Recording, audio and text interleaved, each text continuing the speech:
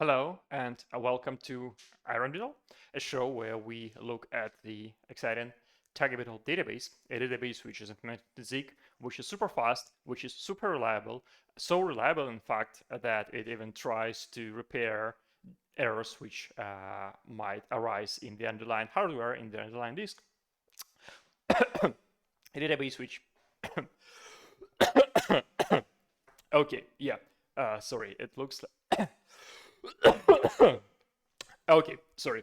Looks like I tried to heap too much praise on the Taggable, so let me try to be a little bit more humble and say it is just a database which I very much like and which I am very happy to be hacking on. So let's get started. As usual, we start with a recap of what we've been up to for the past few episodes, and the episode just before this, the week ago, was a little bit special. We didn't actually look at the code, but talked about the underlying technical value, which inform the big picture of how the code is written. And those technical values were safety, performance, and user experience. This week, we'll stop philosophizing and get back right into the code. So before that, well, we had one bonus episode as well. And before that, the actual previous normal episode, we looked at the object, quote, quote, relational mapper in Taggable, the code which takes our data model and explodes it into a bunch of LSM trees.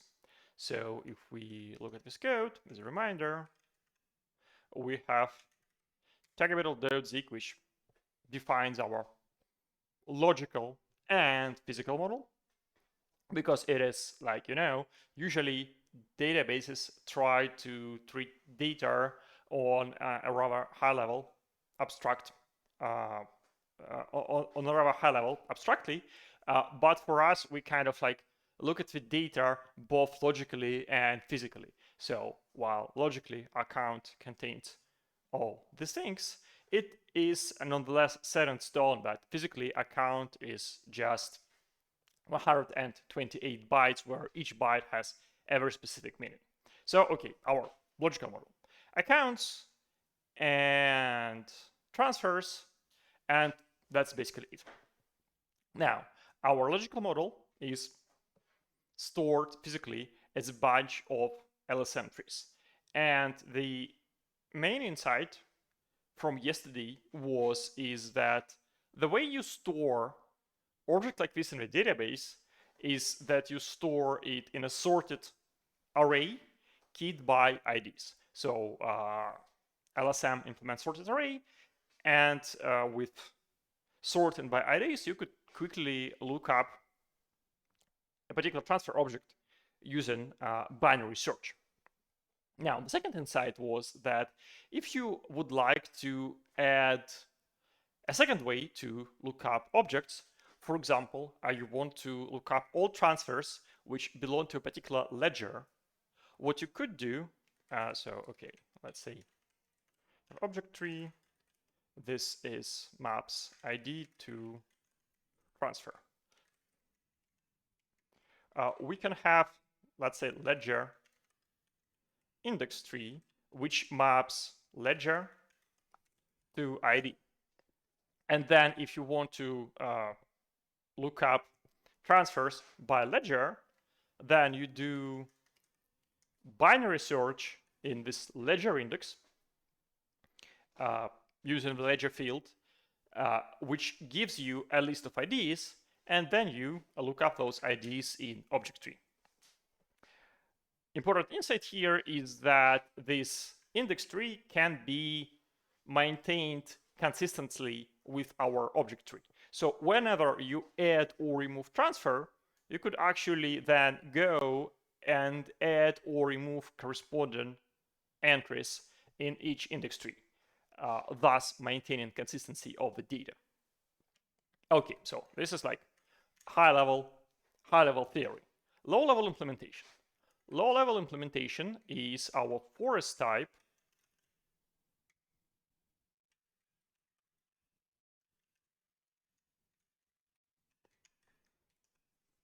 which allows us to actually create a bunch of those LSM trees, ID trees, index trees, object trees, based on literally those Zig data structures, using them as a sort of domain-specific language for describing database schema.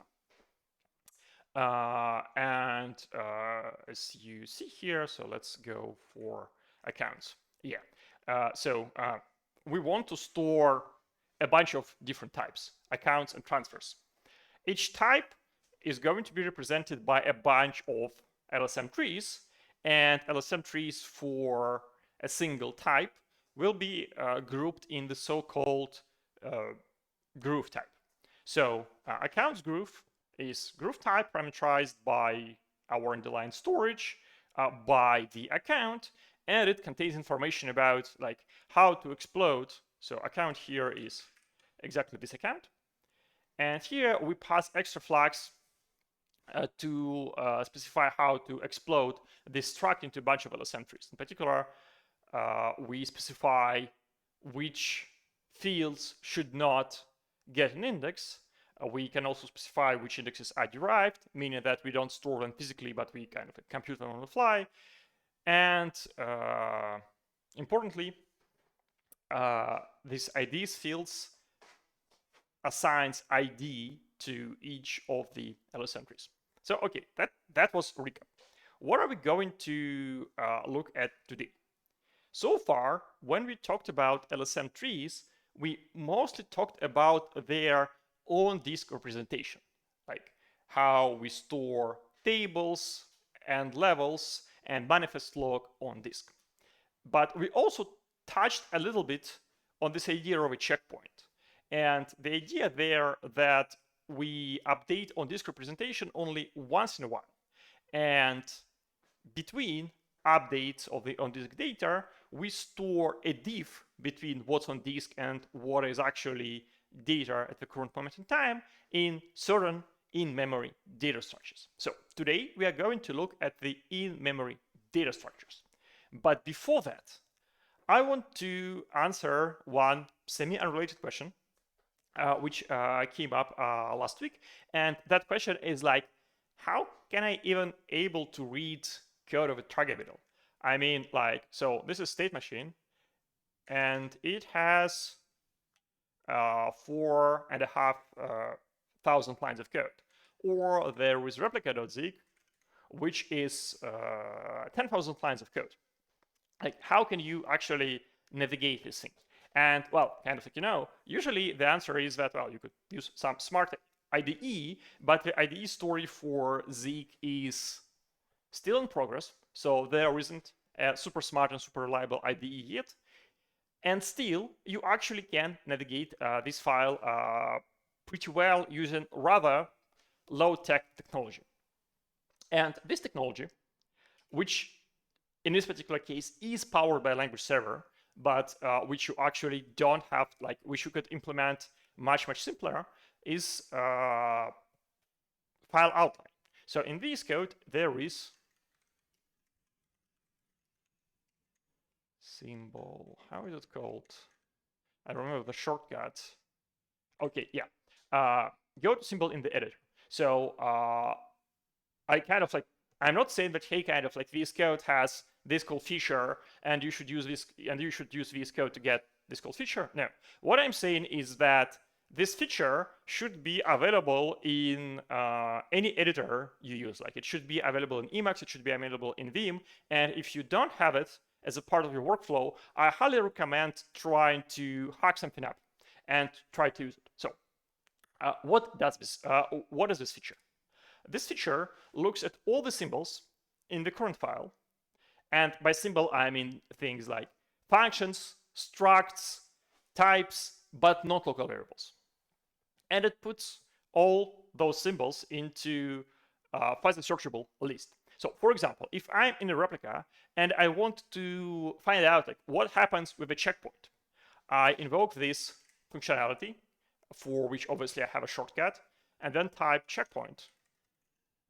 And then I can easily navigate through everything related to the checkpoint. And that is basically how you deal with such large files. You kind of like search things, but rather than searching for absolutely everything, which involves checkpoint, where you see there is like, 600 entries of the word checkpoint alone, you only want to look for symbols which define anything which has to deal with the checkpoint. And here, well, I mean, there is like still like 30 things here, and it is like a little bit too much, but it's still much easier. And well, again, if you are using Zeek, then there is like super cheaty way to do this, because, well, you could say something like append checkpoint, and then you like find all functions which are related to the checkpoint, simply because Zeek's syntax is like super regular and super grabbable. Now, again, as I've said, like this feature powered by the language server, but important thing to realize is that, well, you don't actually have to understand the semantics of the language to provide this feature. Like, for example, you don't need to understand what is standard library, what is standard mem allocator to implement it, because it depends strictly on the syntax tree. So what you should be doing, like, in a proper way, is you just like, parse your source code using a parser and Zeek's parsers and Zeek's standard library. Then you write some simple code to extract the symbols. Then you plug them into this fuzzy searchable list, and there it is. Now, again, as I've said, this should be available in any editor. So if we are in Emacs, I believe this also works out of the box. So, okay, this is the same file in the Emacs. And here, this feature is called imenu, which is, I think, short for interactive menu, although I don't know. And again, it's kind of like, at least in my configuration of Emacs, which is not at all polished, it is like kind of clunky, because before actually, like, typing the name of a symbol, you need to type like, what are you looking for, like function, enum, or struct. Well, let's say we're looking for function, and then you get exactly the same thing, where you get a list of functions which match this name, except that, it doesn't, like, while I scroll this imenu, it doesn't automatically scroll the entire editor, which is like set, but, well, kind of like you click on it and you get there. And again, I'm not a Vim user, So I don't know whether Weave has something like this, but I mean, again, given that Zig is greppable, you could very easily do something like this. You could say, okay, so let's look for functions and for structs.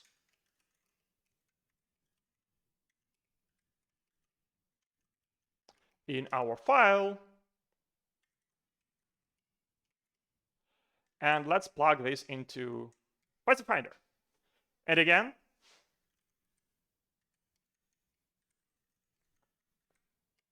you get like the same, well, kind of like, I mean, there is like a couple of more lines you need to write here to actually plug this into your editor, but that's kind of like details. The high level thing is that this is very powerful workflow. Navigating to a symbol in a current file using its fuzzy name. And to implement this powerful workflow, you don't need a powerful language server. This can be implemented with perfect fidelity with just parser, or if you don't have a parser, that can be implemented with regular expressions. So I believe when I was showing you this stuff in Emacs, it actually used regexes underneath. That's actually like, that's like dirty truth about how you implement good development environment. You actually don't want to power your environment using super smart language server, because the smarter the thing is, the more fragile it is. Like, there is like some small errors, some types don't align, and like language server stops understanding your code. So you want to power as many features as possible using only like the dump analysis, which does parsing, but doesn't try to do type inference or whatnot. And well, because Zig doesn't have macros, its syntax is very regular, and for Zig, this like low-level language server actually works surprisingly well. Now, okay, so if you are actually being ambitious, what you should do is like take this functionality, which fuzzy searches a symbol in a single file, run it for your entire project, put the results into some kind of like finite state machine, which or a try, which allows, again, run fuzzy search across the entire project very easily, and then plug that into infrastructure that updates this incrementally. So like, you update a single file, you don't recompute the like tags file for the entire project. Rather, you just edit the results for this file and add the results for other files. But well, yeah, kind of like this. This is I don't think this is like quite available as like simple tool which you can use. Anyway, that's how you deal with like files which are 10,000 lines of code. Okay, so now let's get to the actual agenda for today, which is looking at the in-memory part of the LSM. And let's start looking at this. So first of all, Groove. And we are just, again, as this is in-memory part, you could very easily understand it by just looking at what fields are stored here. Groove stores a bunch of trees: object tree, index tree, and ID tree, and the index tree for all the fields over which we have indexes. Then it stores a bunch of things which we'll cover later, as usual. And a very important thing which Groove stores is object cache. So we've already seen one cache.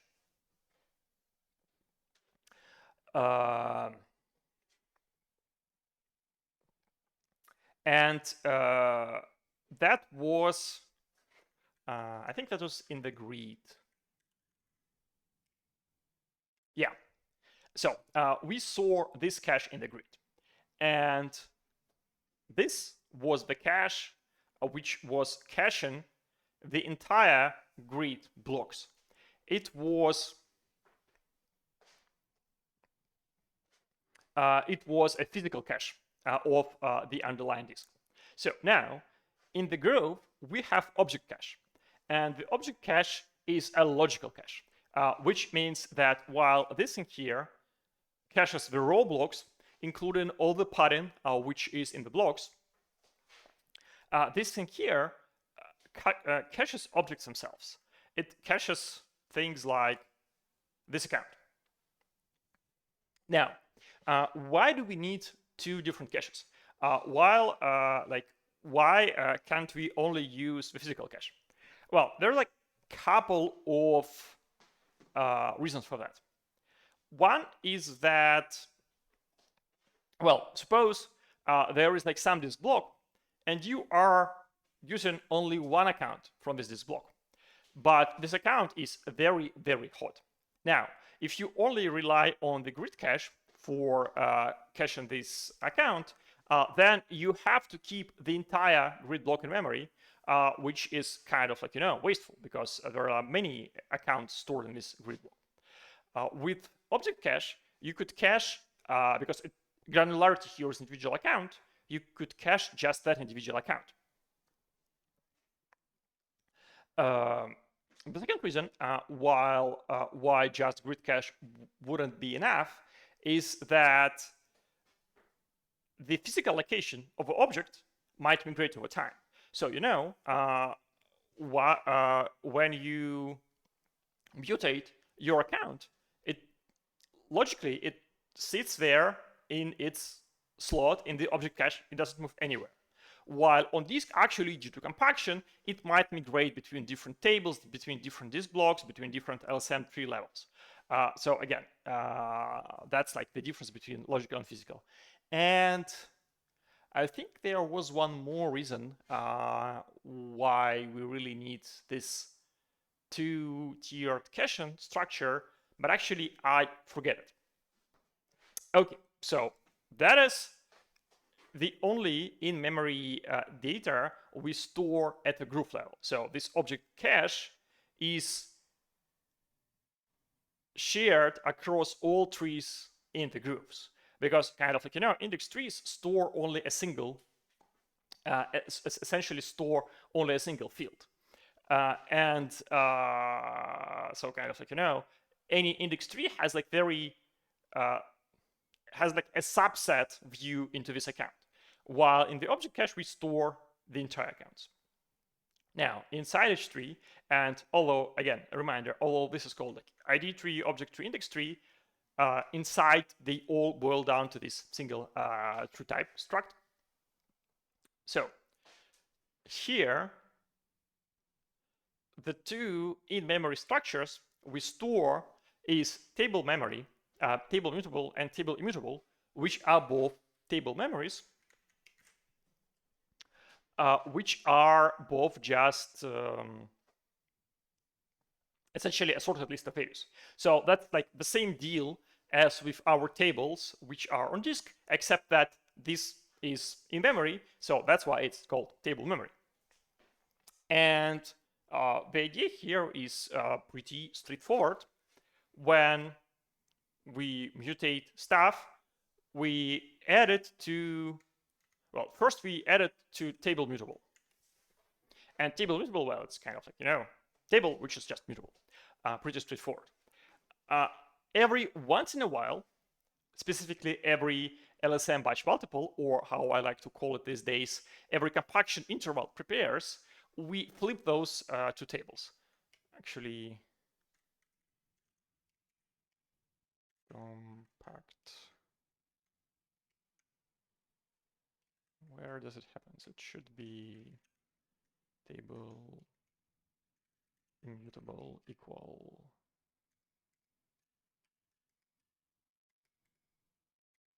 Okay, actually, I don't see where we are. Well, this is embarrassing. This should be. Oh, maybe it's in the compaction code.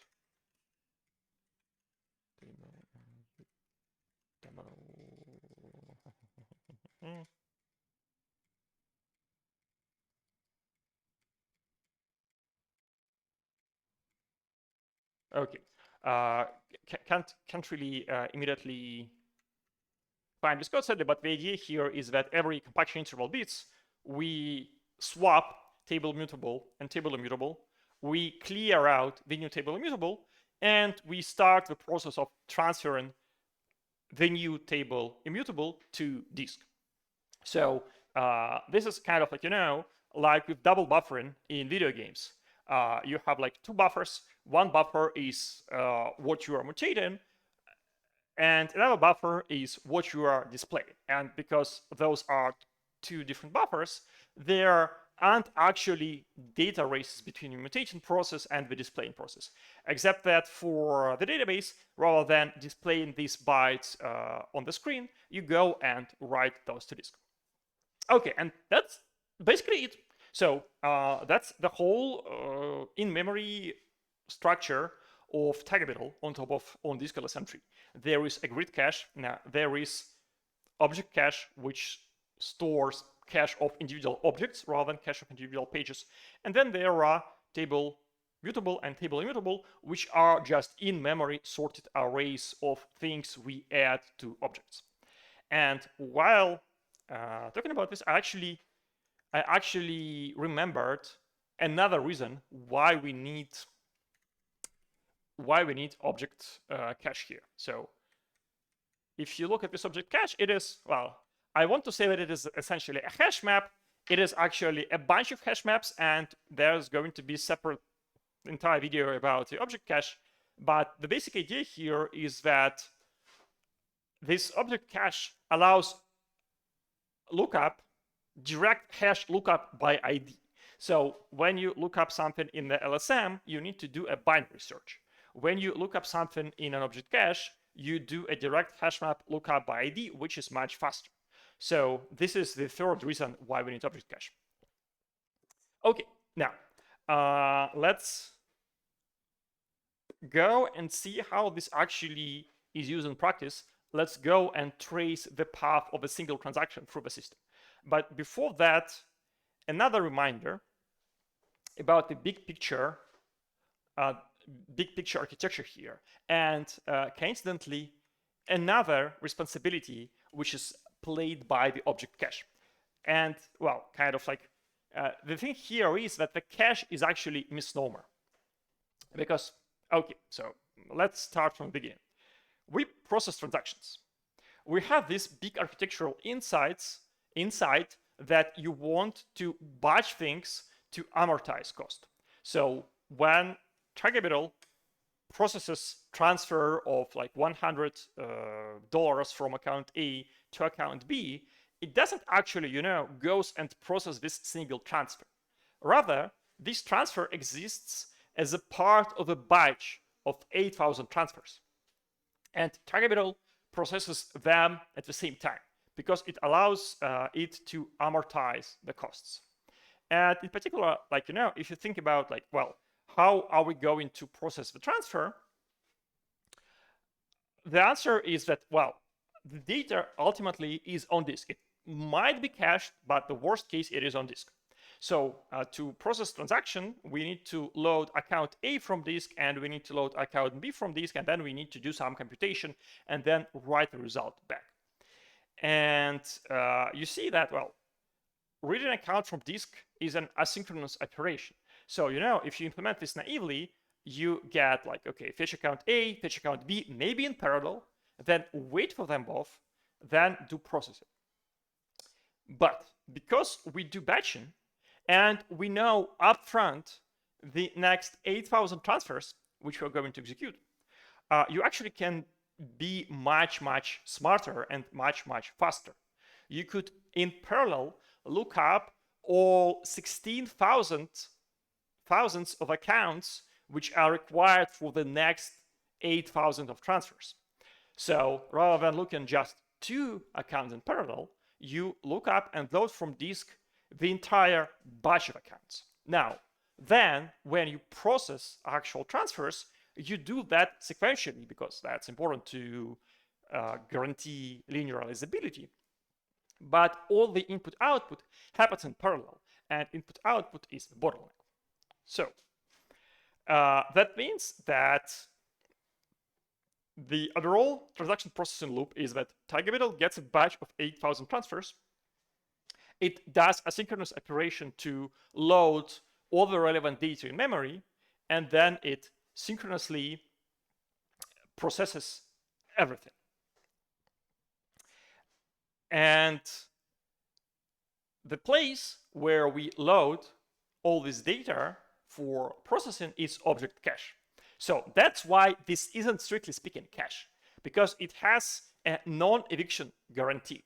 Specifically, object cache is sized in such a way that it always keeps the last batch of transfers in memory. So when you start evicting things from cache, this is necessary things which were from the previous batch of transactions. That's why in this prefetch state where we asynchronously load data from disk, we are going to store this data in the cache, because that would actually guarantee us that by the time we go and execute the actual transaction, the data is still in the cache. Okay, so without further ado, let's go look how it works. This all is driven by the state machine, and the two functions we'll be looking at is prefetch and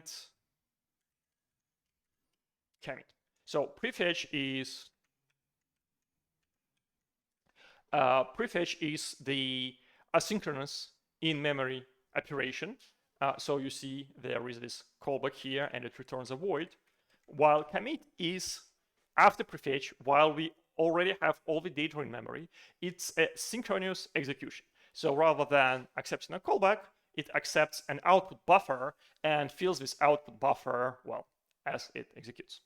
And again, there's like a bunch of different events which we handle, but today we'll be looking at transfers, specifically create transfers, kind of like the bread and butter of Tiger, actually making this double entry accounting things tick. Okay, let's go. Prefetch create transfers.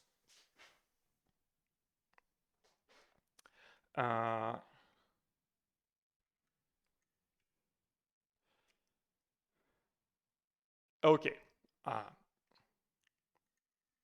So first, what we do, and here again, smart IDEs don't work because there's like too much compile time programming, but we could, I think, just open the groove.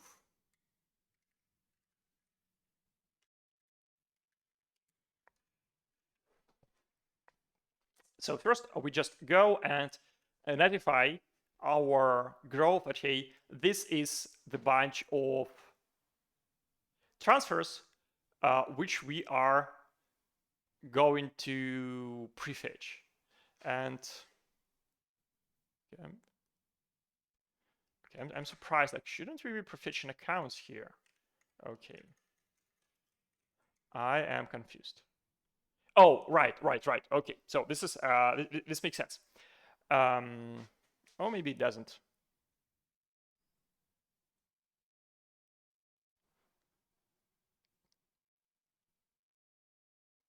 Okay. Okay, this actually feels like a performance bug here. So okay, kind of like unwind a couple of steps back. What are we even going to prefetch here? Well, first of all, Target should prevent duplicated transfers from occurring. That's why we need to prefetch all the transfers to make sure that there are no duplicates. And then we need to prefetch the actual account which are touched by the transfers. So first we prefetch transfers, and after we prefetch transfers, we go and prefetch for each transfer a couple of accounts. And why I think this is a performance bug is that we should be able to do this in parallel. Like right now we do this sequentially, but we should just, like, you know, fire up all prefetch operations at the same time. Brian, I know that I regularly like forgot to follow up on things. So if you could post this at some kind of issue, that would be super helpful. And or like, just planning to check that I'm not talking nonsense here, because it might also be the case that I'm talking nonsense and this either already runs in parallel, or we cannot actually, in fact, run this in parallel. And like, okay, what does this prefetching queue does? Well, it's actually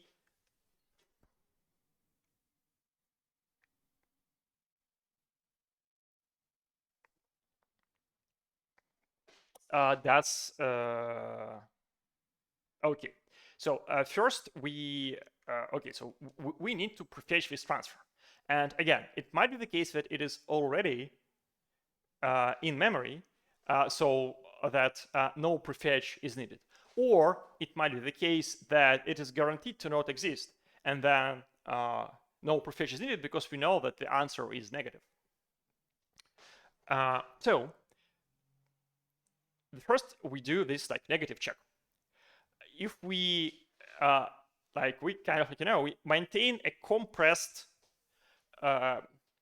representation of all IDs we have in the database, and it kind of like sounds complicated, like a Bloom filter or something, but actually it's just like roughly the largest ID we have seen so far.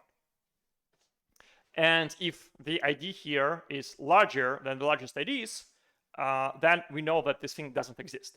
And that's why we kind of like suggest that you, when you assign IDs, you use lower bits for randomness, but for upper bits, you actually use time. And that way you get like, roughly incrementing IDs, which will hit this fast path. Okay, then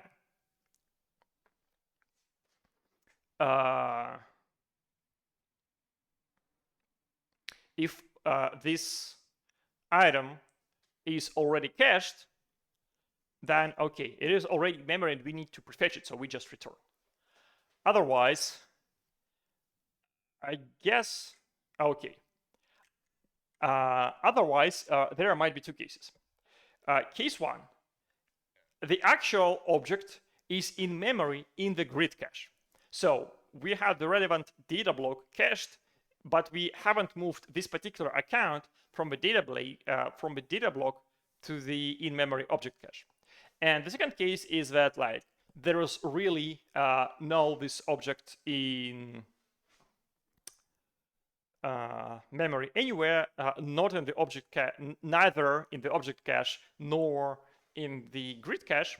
So we have to do some input output. Okay, so we go and, well, again, I kind of like wanted to skip this, but I think I kind of like I need to be more explicit here, sadly. So like, what is the key which we use to look up the object? Well, it is the ID. So again, kind of like everything is sorted, and everything is sorted according to some key function. So when we look up, like we need to understand like, hey, what is the attribute which we are looking for? Okay, so because we are looking by ID, we need to, okay, I need to explain even more things. Well, not explain, like recall. So aside, IDs, like logical IDs in Target are U128 integers, which are random or like, random but roughly sorted in time. But this is the external ID specified by the user. The internal ID assigned by the database, which is guaranteed to be increasing and monotonic, is the timestamp. And timestamp is like only U64. And we have a very strong guarantee that all objects in the database are actually with distinct timestamps. So when we prefetch something from memory, we have this user specified ID. So we first need to map it to the internal ID, the timestamp, and then we actually need to look it up by the timestamp. Okay, so we have a ID. We need to look up the internal timestamp. We go look up from levels cache, and that looks in the table immutable. It doesn't look in the table mutable because I think that is guaranteed to be in the object cache. And then we need to look up in actual cached grid blocks. So, okay, again, we have the tree. The tree has a manifest. Manifest is a set of all the tables which exist on disk. Not every table is loaded in memory, but the meta information about every table is stored in memory. So we go to the manifest and say, hey, manifest, we are trying to look up this key. What are the tables which could contain this key? Because, again, remember, because of the level structure, there might be a table which potentially contains this key on every level. So we should stop on the first one. Okay, so we go through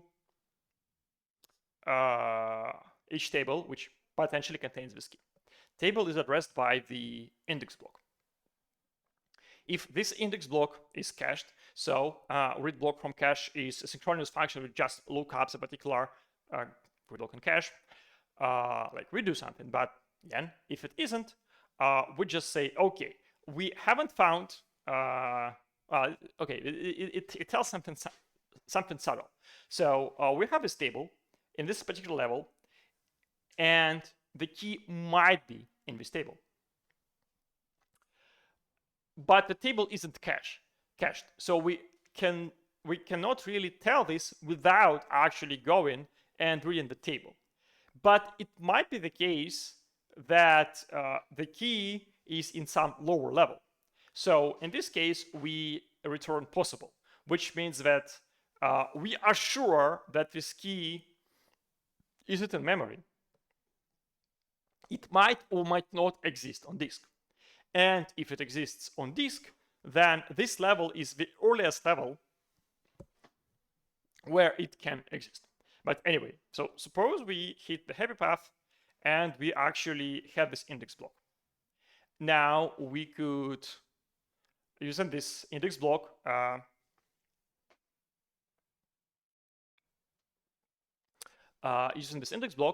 we could locate the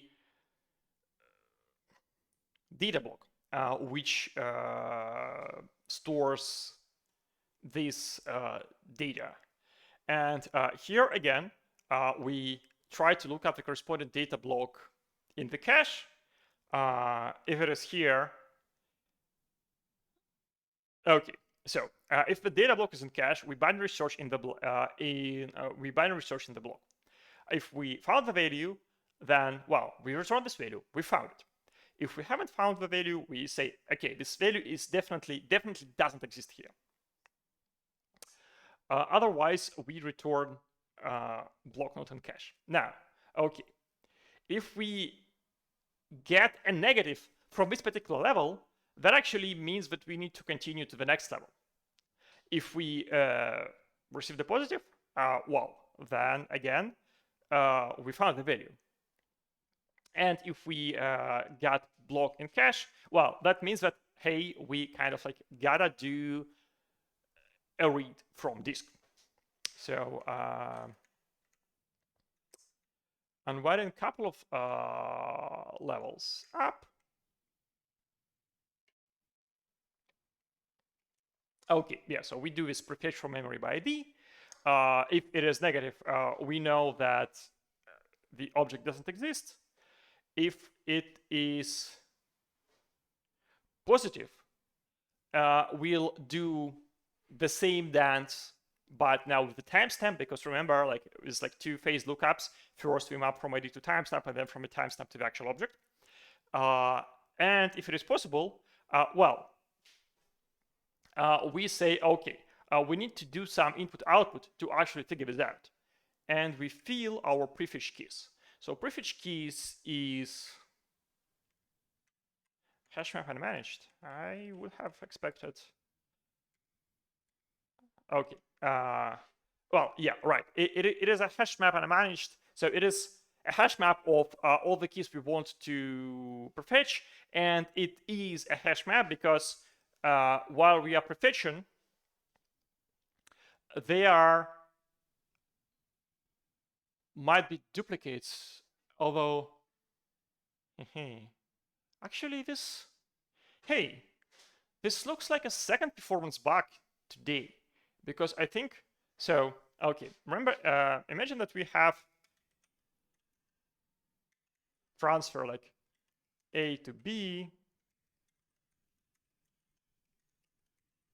transfer A to C, transfer A to, well, let's say D to A. Basically, we have like a bunch of transfers, and like every transfer involves only object A. So I think ideally here, and again, this is actually expected to be a common situation because we expect a lot of accounts to be hot. And let's assume that object A actually isn't in cache. So I think what will happen here is that we'll run this prefetch from memory by ID for account A for every single of transfers here.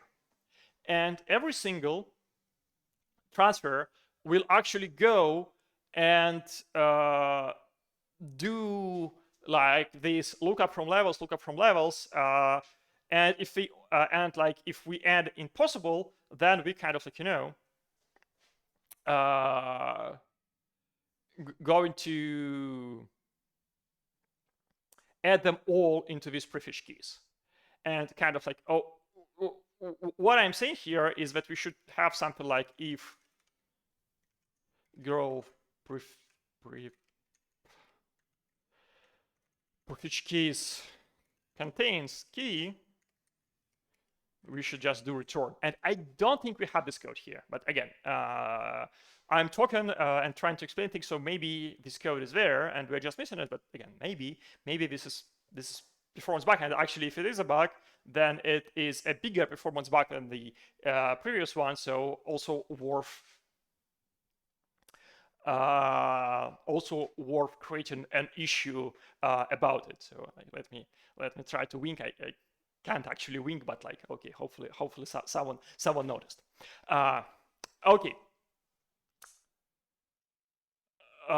Question. Are these caches related to why Target doesn't use Bloom filters? Kind of like, no, the caches are not related, but this very line, this line is pretty much it.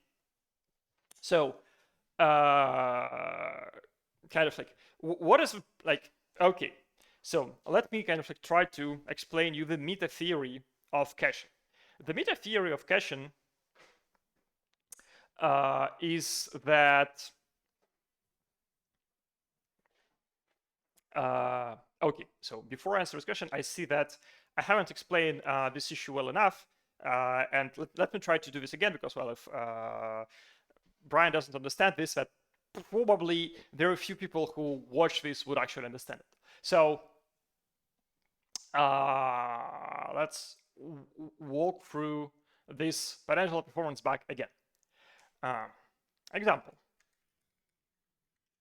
We have a bunch of transfers, A to B,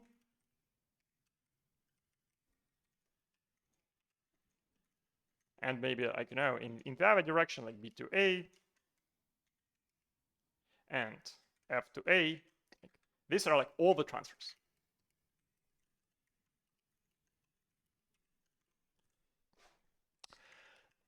The first important observation here is that this is a common case.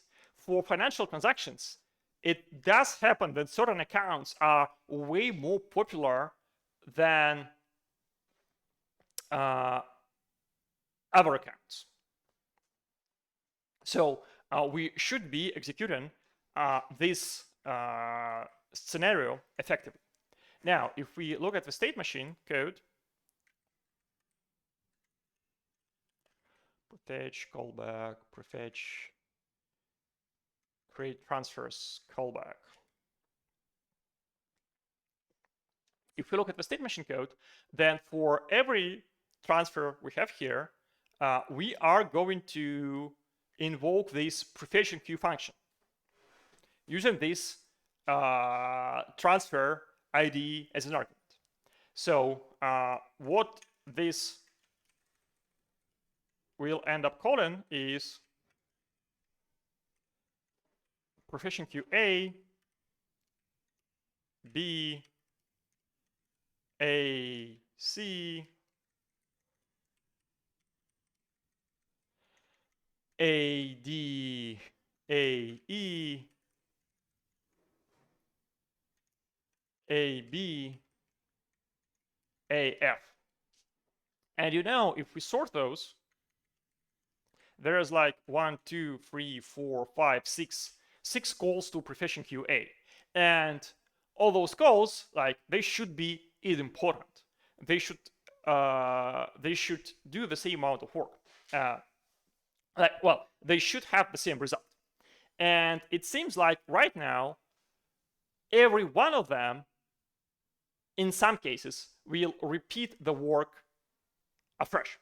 So if the case is that account A isn't actually cached, then this prefetch from memory by ID is going to return this possible key for each of those 6 cases where we try to prefetch account A.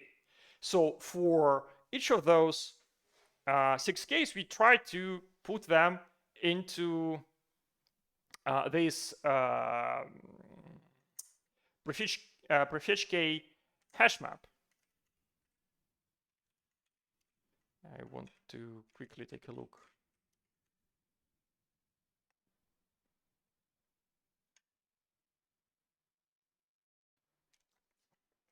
And again, this is going to work fine from characters perspective because they will be put in with exactly the same ID and level.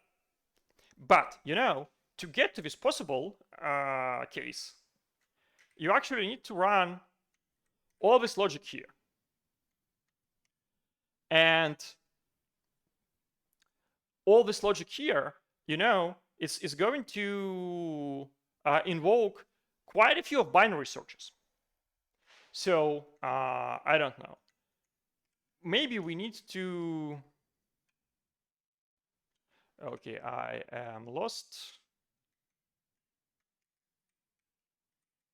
Okay, maybe to like process this single prefetching QA, we need like, I don't know, 10 binary searches.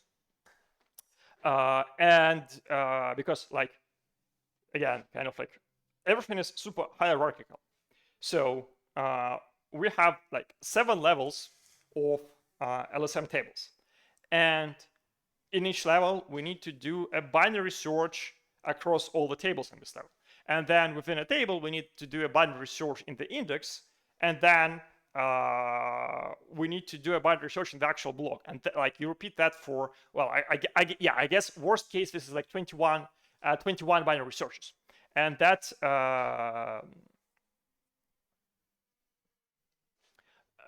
obviously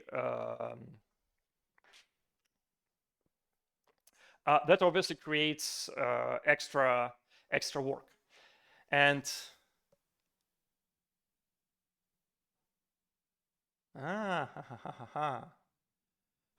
there is a comment which says that, hey, this is actually intentional because if we do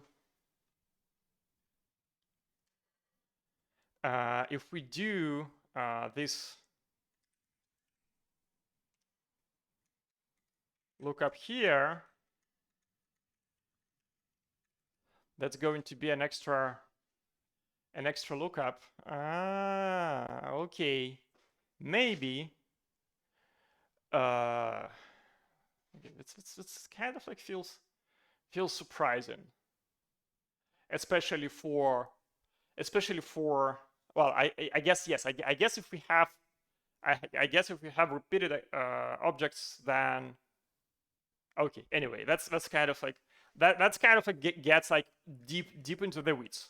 But yeah, the idea is this, that right now, each one of these unethical professions incurs, like worst case, incurs a bunch of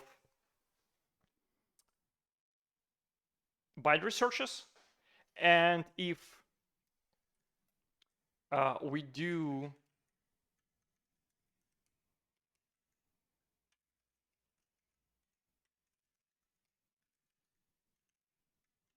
something here, then we could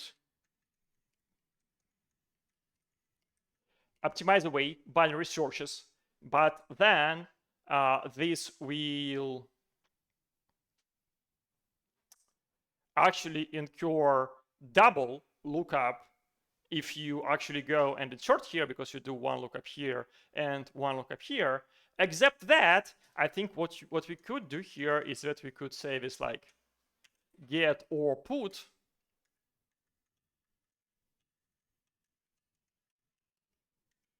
which computes just the place in the hash table where the entry will end up if we actually insert it. And then perhaps if we reuse this gop here, then actually we'll save on a hash map lookup as well. Anyway, that's kind of like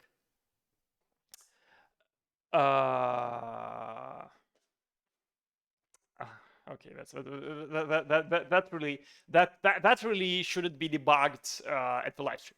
Anyway, coming back to the question about whether the caches are related to absence of Bloom filters. The caches themselves, no, but this line is basically the reason why we don't use Bloom filters. Again, coming back, meta theory of caching in the database. So you have spatial and temporal locality. So if you look up object right now, you'll probably need this object 5 minutes later. And if you looked up this object right now, then probably in the next moment you will look up the neighboring object. So when we look up something from disk, we store this in an in-memory cache, which is limited in size. And on subsequent lookups, well, we just hit the cache. This works for positive lookups, while your data is in cache. This doesn't work well for negative lookups, while the data isn't actually cached. And coming back to the actual problem we are solving, we are processing transfers. And the invariant we want to enforce is that each transfer is processed only once. So what we want to check is that the transfer that we are creating should not exist. And the thing is, like, the cache which stores a subset of objects cannot answer you the question whether this object exists or not. Because again, like, imagine you are processing 8,000 transfers. All those transfers are new. So you look up every transfer in your cache and there isn't a hit. But well, maybe the transfer just isn't cached. Maybe it is on disk. So you go and you read everything from disk and you go up to the latest level in the LSM, up to the bottom, to say with confidence, like, hey, actually this thing doesn't exist. This is like very wasteful. Those like negative lookups are a cache nemesis. So we need to somehow optimize this case. Traditional optimization is by using a Bloom filter. So I guess this looks like this. So cache stores a subset of objects. Bloom filter stores quote unquote superset of objects. So if you take an object which is in your database and you ask the cache for it, well, if you take an object and look it up in the cache, if the cache says no, that might mean that the object is in the database. But if the cache says yes, you know for sure that the object is in the database. With a Bloom filter, you come to a Bloom filter with an object and say, hey, Bloom filter, do you have this object? If the Bloom filter says no, then you can be sure that this object isn't in your main database. If the Bloom filter says yes, then the object might or might not be in the database. And well, I won't go into like the implementation of the Bloom filters, but kind of like, like the simple idea is that, okay, so let's say that you want to store like a bunch of IDs in a Bloom filter. So you just can binary or all your IDs. And then you could binary and the incoming ID with the binary or of all your existing IDs. And like, if one bit is 0, then you know that, hey, this ID doesn't belong here. But of course, you get collisions. So there is much simpler approach for checking for duplicates. You could require that all your keys for transfers are actually incremented. They are increasing. So all new transfers have IDs older than previous ones. And in this situation, to check that the transfer doesn't exist, you only need to check that its ID is greater than the maximum ID of the transfer that was created. And this is exactly what this check does. So inside a tree, we maintain the minimum and maximum key in this tree. And well, if the key which we look up is smaller than the minimum or greater than the maximum, then we say, hey, actually, this can't be a member of the tree. One trick here is that actually in a distributed system, assigning monotonically incrementing IDs is like hard problem. You sort of need consensus for that. And the idea here, kind of Tragabitol, is that we put consensus on Tragabitol, but all the clients don't need to communicate. And requiring incremental IDs kind of like, defeats that. But the trick is you don't need strictly incremental IDs. You could use approximately incremental IDs. So the client could use their wall clock as an ID mixed with some randomness. So it is guaranteed to be unique even if the clock on the client malfunctions. And in the case where, like, clocks are within error tolerance with each other, you will observe actually almost monotonic sequence on your cluster, and actually most of the things will get into this quick check. Okay, so we covered roughly 30% of what I was going to cover today, but it still felt good because I think we kind of, cut really deep into the actual implementation to like even understand some potential performance issues. Okay, I guess I won't be covering 100% of what I was planning today. So we'll finish on this prefetch path. Well, we'll finish on the first part of the prefetch path, but we'll finish it. Okay, so once again, we want to prefetch this key. First, we do a quick negative check, whether this ID is larger than anything we've seen before. Then we do quick positive check. If this key is already in the cache, then nothing to do. Then we actually need consulting our LSM. That is two-phase process. We need to map from big ID to small timestamp, and then from a small timestamp to an object. We try to look up in the ID tree this ID using only data which we have cached. The three results here are: we definitely don't have this ID, in which case, well, we finished the prefetch because there isn't this object. We might say that, hey, I don't have enough data cache to confidently answer this question. In this case, we'll actually have to go and load the data from disk. And this is where we add to prefetch keys. And finally, we have found object. Or well, we didn't find the object. We found its timestamp. So now, using the again, reminder, this was in the ID tree. Now that we have found the timestamp, we could look this in the object tree, which is exactly the same situation. We go in the LSM, and using only cache data, we try to look at the object. If it is positive, if it is negative, well, prefetch done, nothing to prefetch.